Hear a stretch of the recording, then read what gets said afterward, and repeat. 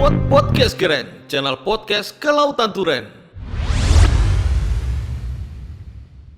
Baik, assalamualaikum warahmatullahi wabarakatuh. Selamat datang di Podcast Keren, podcastnya Kelautan Turen.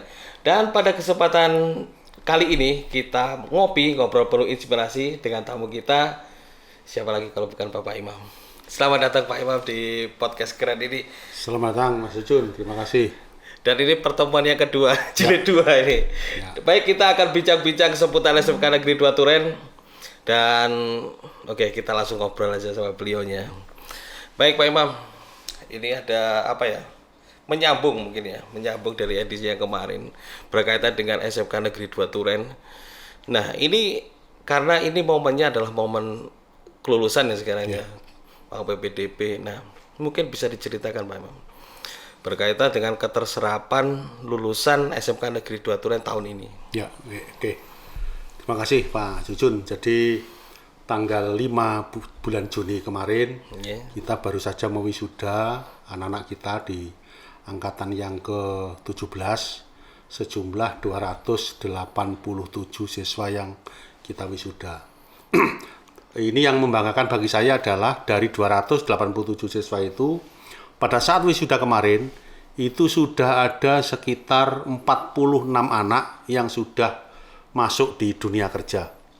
Jadi mungkin sudah mencapai kurang lebih sekitar 20% yang anak-anak kita kemarin tidak ikut wisuda, hanya orang tuanya yang hadir karena memang anak-anak sudah berada di tempat kerja kira-kira sebulan yang lalu. Sehingga ini satu hal yang membanggakan bagi saya, sehingga kita tidak mencetak anak-anak pengangguran. Betul, ya. Yang merepotkan masyarakat, yang membuat susah masyarakat setelah anak-anak lulus kemudian mau kemana, tetapi kita sebelum anak-anak itu lulus, bahkan sebelum kita wisuda, anak-anak sudah masuk di tempat kerja. Inilah hakikatnya SMK ada di Indonesia itu adalah untuk memutus tali kemiskinan. Betul, artinya anak-anak sekarang sudah bukan menjadi anak miskin lagi, karena sudah tidak merepotkan ke orang tuanya, tetapi mereka sudah bekerja, bahkan selain dia bisa mencukupi kebutuhan sehari-hari mereka sendiri, bahkan mereka mampu membantu kepada orang tuanya. Inilah yang membanggakan bagi saya. Dan ini masih berkembang terus.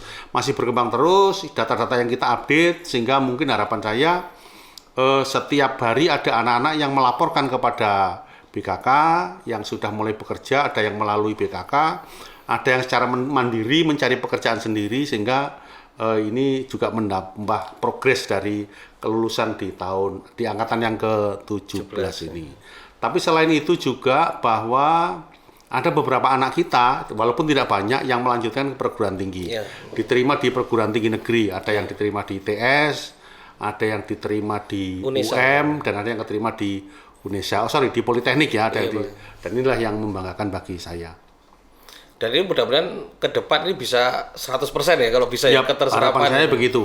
Ya walaupun tidak 100%, paling tidak berkurang. Dan sampai sekarang memang belum ada data yang bisa kita cari adalah yang berwirausaha. Walaupun kemarin banyak anak-anak kita yang kita didik, kita latih, kita bersama-sama dengan Novik dari Belanda, kita untuk dididik untuk berwirausaha. Mandiri, tetapi sampai sekarang kami belum dapat datanya. Harapan saya ini juga menjadi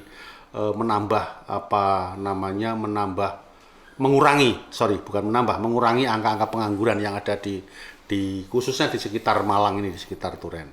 Iya, kemarin sempat ya Novik ke sini, dan kemarin itu juga ada Pak dari anak-anak itu juga yang punya usaha sendiri ya, minimal kolam. Dan itu mudah-mudahan ya bisa mencetak sekaligus bisa membuka lapangan pekerjaan baru bagi masyarakat sekitar. Dan kemudian untuk ini Pak, kerjasama. Nah ini kerjasama SMK Negeri 2 Turen ini dengan industri. Ini mungkin jenengan bisa bercerita ini kerjasamanya apa aja nih? Ya, ini memang mulai tahun ini kemarin ada yang kami lakukan adalah kami mencoba bekerjasama dengan satu lembaga pelatihan yang namanya ILC atau Indonesia Learning Center. Ini mereka yang bergerak di bidang rekrut pekerjaan di alat berat. Ada beberapa anak kami yang ikut ke sana, dan alhamdulillah cukup banyak tahun ini yang terserap atas hasil kerjasama kami dengan ILC ini, sehingga langsung masuk ke dunia kerja. Tetapi juga ada beberapa anak kami yang sekarang masih dalam proses PKL, praktek kerja lapangan di tempat di luar Jawa untuk mengikuti program PKL yang kita inisiasi, yang kita kerjasama antara sekolah dengan ILC ini masih berjalan terus, dan nanti mungkin itu akan kita rekrut di tahun depan. Jadi harapan saya setelah anak-anak pulang dari PKL kembali ke sekolah, kita didik lagi di beberapa bulan di sekolah bersama-sama dengan ILC. Harapan saya juga begitu, sama dengan kakak kelasnya sekarang, nanti akan segera masuk di tempat kerja. Itu yang pertama. Kemudian yang kedua Pak Jujun, kami juga ingin menyambung kerjasama dengan ada beberapa perusahaan yang sudah kami jajaki untuk bersama-sama kami rekrut kami guide bersama dengan jurusan multimedia. Jadi multimedia ini punya potensi yang luar biasa. Betul, ya. Dan ada beberapa anak yang passionnya di sana, jadi punya kesukaan di bidang multimedia.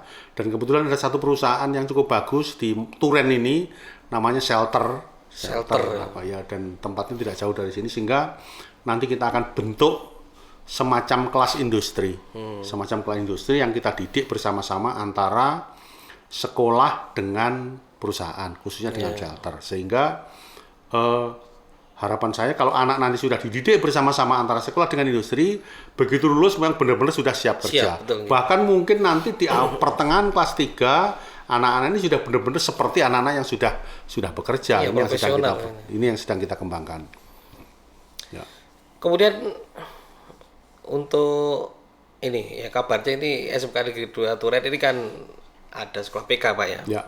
Nah, sekolah PK itu sebenarnya apa sih Pak? Oke ya, terima kasih. Jadi alhamdulillah hasil kerja keras teman-teman semuanya, tim pengajar, tim manajemen, sivitas akademika yang ada di SMK 2 Turen, dan upaya kita bersama akhirnya kita dilihat oleh kementerian, khususnya Kementerian Pendidikan dan Kebudayaan, dan khususnya di Dirjen Vokasi ini melihat potensi yang ada di SMK 2 Turen, sehingga SMK 2 Turen pada tahun 2022 ini ditunjuk menjadi SMK Pusat Keunggulan. Jadi melaksanakan program SMK Pusat Keunggulan. Saya kira ini tidak semua sekolah mendapatkan peluang seperti ini, karena memang ada kriteria-kriteria, ada indikator-indikator yang bisa diputuskan bahwa sekolah ini layak untuk menjadi pusat keunggulan.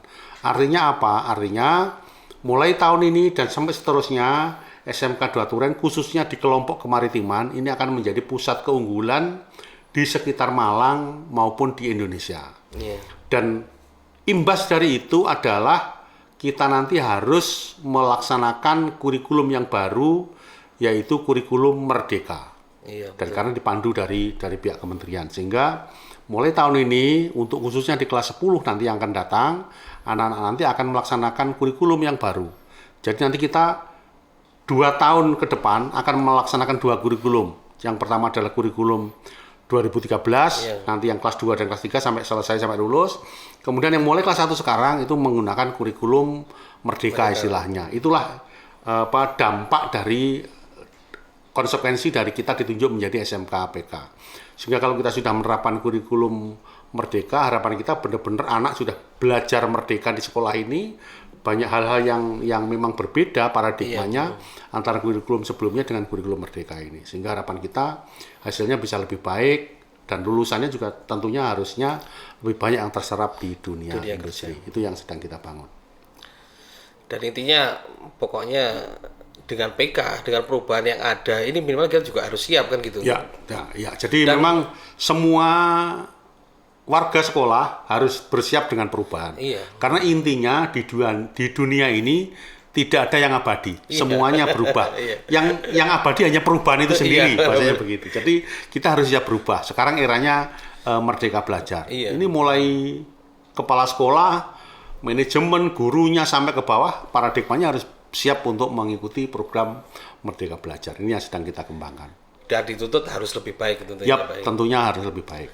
Baik, intinya untuk masyarakat dan juga mungkin adik-adik, intinya nggak perlu ragu lagi untuk sekolah di sini, intinya gitu Pak.